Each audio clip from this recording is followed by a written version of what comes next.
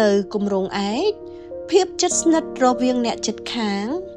កើតឡើងដោយសារការរចនាស្ថាបត្យកម្មត្រូវបានគិតគូរយ៉ាងល្អិតល្អន់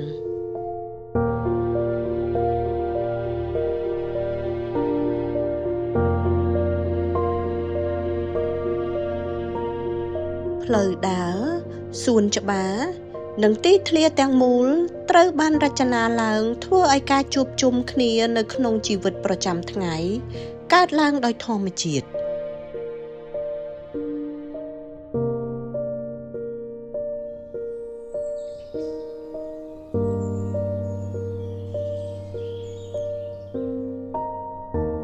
គម្រោងឯកអភិវឌ្ឍដោយក្រុមហ៊ុន Bunli Development